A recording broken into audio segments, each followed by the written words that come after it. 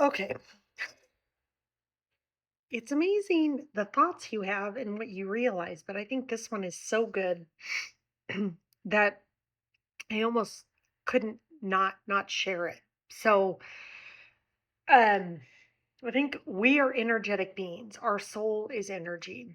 And as we transcend and enlighten and raise our vibration, we also become very sensitive to, I think, other energies, other people's energies, as well as our own. And so I was feeling a little, internally and couldn't really place it because my life is perfect.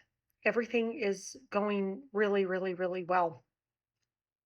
Um, and I was starting to kind of grasp onto these thoughts or things of like, okay, I need to explore this, or what am I supposed to do with this? Or, trying to, uh, I think, put myself at ease with the uneasiness. And I was thinking about the last video about just being in a state of being and remembering that I and my Father are one and my Father is greater than I.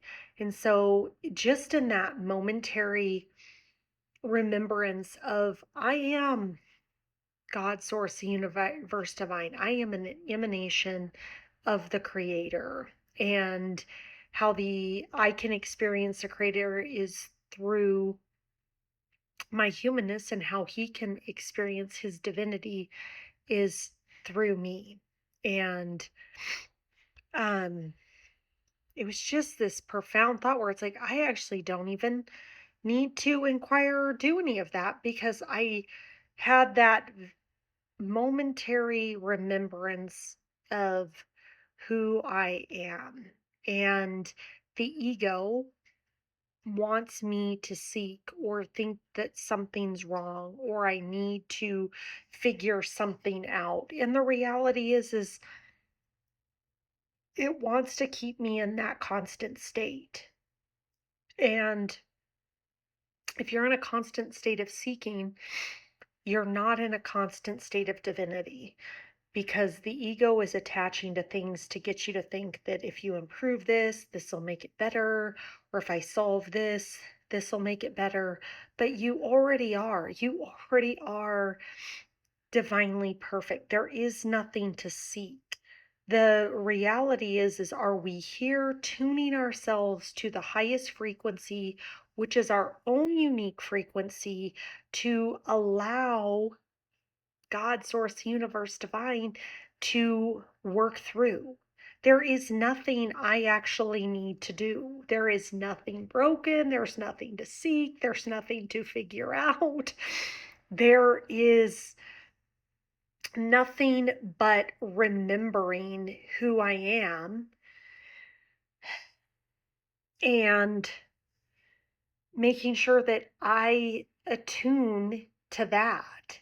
Um, so, kind of a huge breakthrough for me because I've had a lot of these moments in the past, and then it's like, oh, I need to go inquire and figure that out and do X, Y, and Z. But the reality is like my ego wants to inquire. Like I already know. And I also am not in a state of surrender to act from a space of divinity if I myself am the doer or trying to seek. And so in the paradoxical um, kind of situation that I think oftentimes we put ourselves into as humans, trying to solve or seek or understand or, you know, trying to sit with that uneasiness.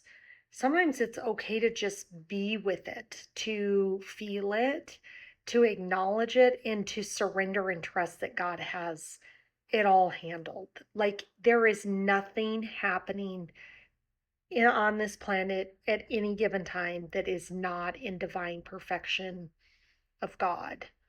And we, the human beings, our ego selves, are creating resistance, that we act as a separate self, that we act and think that somehow we have power greater than God. And if I do this, this will happen. That sense of doership. And we're here to be lived.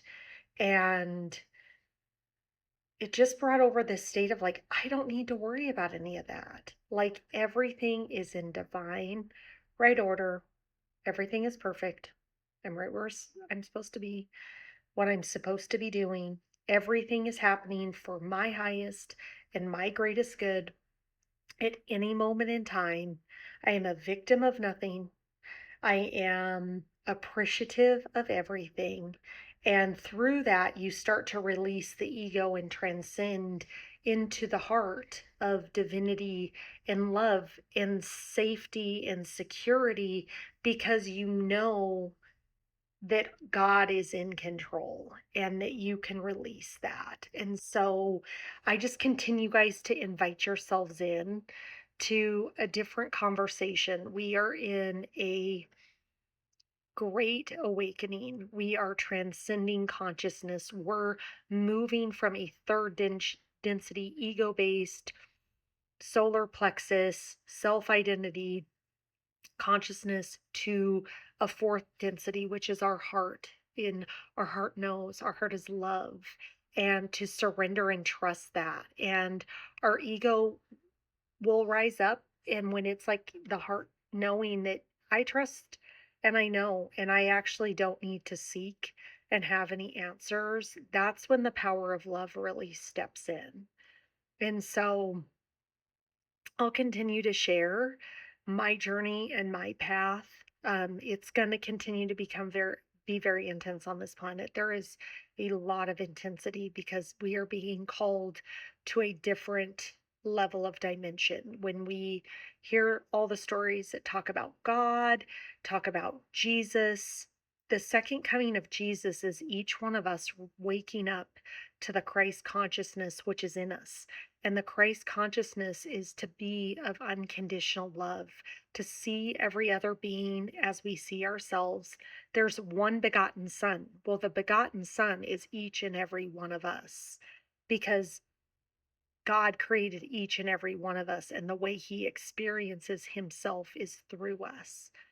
And so we are on an rocket ship to get to a place of love, of surrender, of trust, of oneness, being in harmony with everything and everyone on this planet.